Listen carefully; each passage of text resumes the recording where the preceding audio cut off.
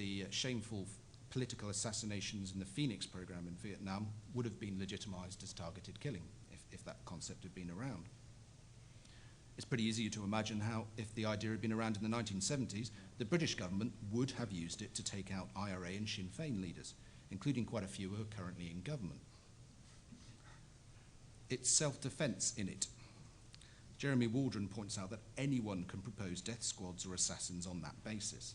The best contribution that lawyers and ethicists and military people can make is to remind the general public about how much our acceptance of certain principles in law, including self-defense, are bound up with the legal process and justifications. So without transparency as to why an individual has been killed, a targeted killing carried out in the most careful, conscientious and professional way, obeying all legal parameters, might as well just be an execution, an assassination, or just plain murder, due to the perception that it creates. As the Alston report suggests, this transparency, combined with genuine accountability, may be the best safeguard of them all. And to date, no state has disclosed the full legal basis for targeted killing, nor has any state disclosed the procedural and other safeguards in place to ensure that killings are lawful and justified, and the accountability mechanisms to ensure that wrongful killings are investigated, prosecuted, and punished. Now, it's not a public trial with the expectation of full disclosure of all information that's required every time. This is self-defense, not punishment. And there will obviously be security concerns attached to the release of certain types of sensitive defense information. However, states need to give an idea as to the nature of the threat that the dead person represented, how imminent it was, to provide this information as far as possible. And if the state is not prepared to provide that information at all, not provide any reason or justification for a killing, then don't call it targeted killing. Call it what it effectively is, an execution. Although contentious, targeted killing is already well on the way to becoming a norm already. It's certainly likely to be used increasingly as the numbers of boots on the ground decline through the drawdown in Afghanistan. Once that genie is out of the bottle, it will be very hard to put back in again. And that has to be bad for anyone in the long run if the boundaries of targeted killing remain ill-defined and open to substantial abuse. So perhaps the best we can do is demand clarity over what is being done in our names in the hope that this too becomes part of the norm. Thank you. Questions just initially, and well, actually, I'll just stick with Mike Skirker and ask this. So if you're required to go ethically in the direction of law enforcement procedures and to include a trial, given the problem of evidence on a battlefield, collecting evidence, what kind of relaxations would be possible and due in evidentiary standards in that criminal trial? Do you have in mind suspected irregulars or ones who are positively identified because they were caught actively fighting? I'll say suspected. Okay, so if it's a suspected irregular, so what you're saying, he's just a guy. He's just an eggplant vendor who you think also makes IEDs at night. But to all appearances, he's just a guy, just a guy in a beard. So for three reasons, we still need to observe at least a spirit of due process. First, the issue of reliability. Due process is a mechanism for the state to ensure they get the right person. Only the true terrorist is benefited if we capture the wrong guy. Second, it observes the rights of a suspect who may very well just be an eggplant vendor and not at all a bad guy. And then third, it limits the state's power, observing due process. And innocent people want the state's power to be checked because it's a slippery slope argument. If we start saying, okay, the state can play fast and loose with suspected foreign irregulars, next the state starts playing fast and loose with people closer to home, et cetera. Yeah, I'm just worried, though, that the same evidentiary standards would be required, but it's so difficult in a foreign location under fire with cultural barriers to collect evidence that would satisfy the criteria that might be required. Yeah, and I was sensitive to that too before I talked to a number of operators in the field who said that currently U.S. forces do observe effectively law enforcement techniques. They bag and tag evidence, they do GSR powder residue tests, they do retina scans, fingerprinting, they take photographs of everything. And then after the military interrogators have interrogated the person and determined whether or not the person is an insurgent or not, oftentimes if they determine the person is a low-level insurgent, let's say in Iraq, they turn the person over to local law enforcement for crimes not against the U.S., but crimes against the Iraqi civil code. And then since the Iraqi courts are looser in some ways with evidence, at least the Marines that I've talked to have learned what they need to do to build evidence of probative value for the Iraqi courts, which is usually simply a picture of the insurgent smiling next to the weapon that he was alleged to have fired.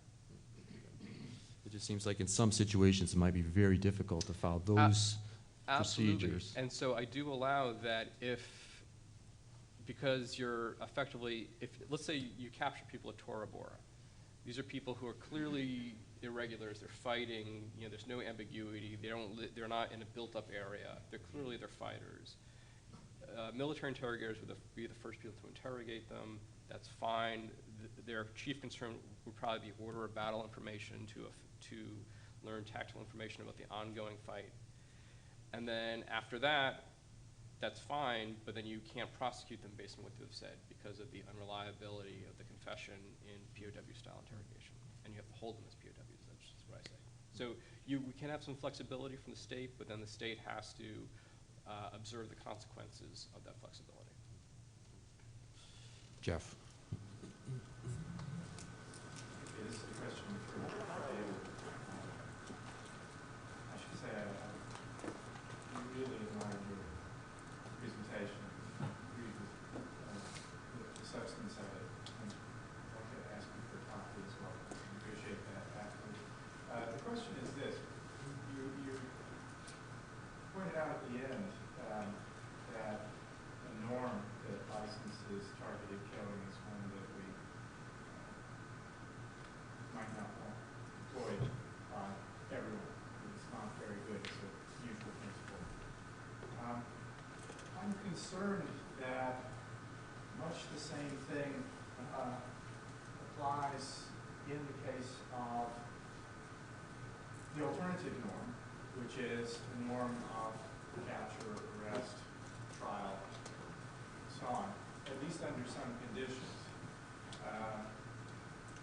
Suppose we have that norm in place and we say when we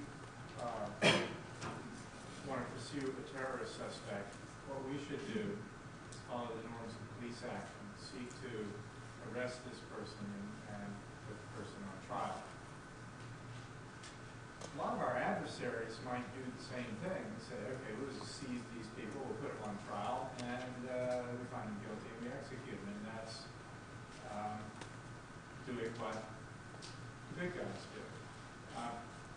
One thought I just had was that this is actually a kind of nice pragmatic argument against capital punishment. This is if the United States had police norms that required capture and trial but didn't have the option of capital punishment, we could make that the norm. And then you wouldn't have this problem with universalizing the norm for capture and trial. It wouldn't give wouldn't give adversaries a rationale for killing after some kind of quick sham trial. Anyway, that'd be one thing to say about this problem. But I'm interested in if you have anything to say about this particular worry that all such norms contain within them some potential for egregious abuse. Yeah, I mean, obviously they do, but I think that's we don't have trials in camera, so justice must be done, and it must be seen to be done. And if somebody is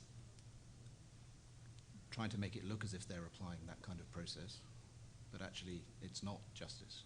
They don't have a defense advocate. The language they don't even understand the language the trial is being conducted in. Quite clearly, as long as you can see that happening, the entire world can see that that's not justice. They might want to call it justice, but it's not justice. And that's what I was trying to say with targeted killing. If we can demonstrate the legal basis upon which we exercise it, and it's transparent, and as much as possible, evidence is presented to say that this person was a threat, that was why, and for this reason, not necessarily specifics, but as much specifics as can be granted without compromising other security concerns. That is why we pursued this action. If other states want to call executing an inconvenient political adversary targeted killing and say, oh, it's targeted killing, we're doing exactly the same as the United States, and say, okay, well, what was it they were doing? Why are you saying this is self-defense? What is it? And if they say, oh, I'm sorry, it's far too sensitive. And, well, okay, how many times are you going to try this before eventually the world is going to say, you're not doing targeted killing, you're doing assassination, you're doing execution. Stop calling it targeted killing. You have no legal basis for your actions.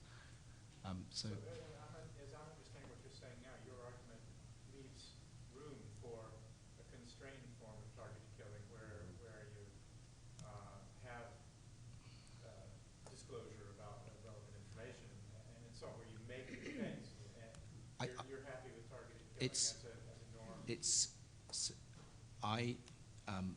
When I started researching this and thinking about it properly rather than just it being a subset of other things, I got the feeling of being a bit like Canute. I can see this is going to be happening. This isn't going to go away. So I started from the premise, well, okay, it's going to happen.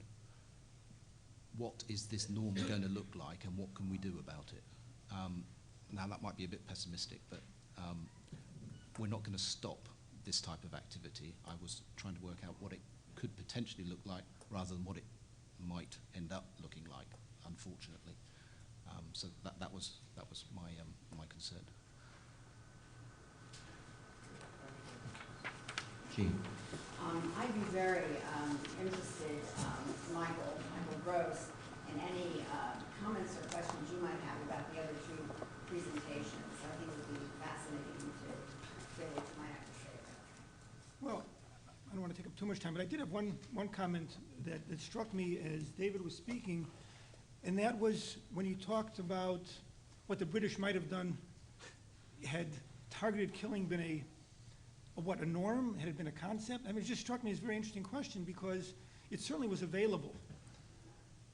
And the thought, or the question that came up is why didn't they targeted kill, or why didn't they assassinate? Was there a strong norm? Was there a strong? I think they did on several occasions, and it got them into all sorts of trouble. How do you mean? Well, the killing on the Rock, for example, Gibraltar. Peter Lee might know more of the details about this. Right, that was the one. That was a small deal, and it was, but it was the type of, effectively, that's what they were doing. But it wasn't an accepted norm at the time, and therefore it was very, very problematic. So it wasn't acceptable in the sense that there was public outcry against it? Yeah, absolutely. Because it was a legal case. There was a lawsuit afterwards. Yeah. And what accounts for the changeover? I'm just trying to figure out what's going on in the British mind here that I'm not familiar with. So I'm going to turn your question maybe onto David.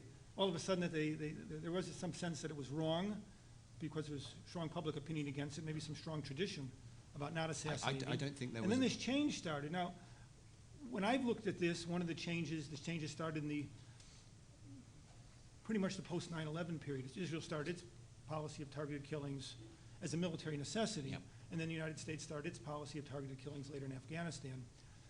But I never quite looked at it for what was going on beforehand, other than to say that there was this concern, or there was maybe not a need for it. And then you brought this case that I just think is really interesting, because I just hadn't thought about it that way.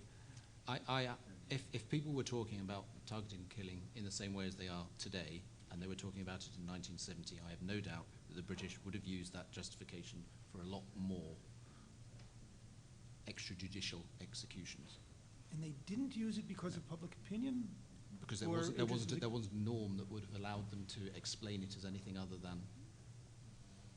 Okay, it's just interesting to see the evolution of the norm is what caught Yeah. caught my attention. Yeah, it would be interesting to look at some of the policy level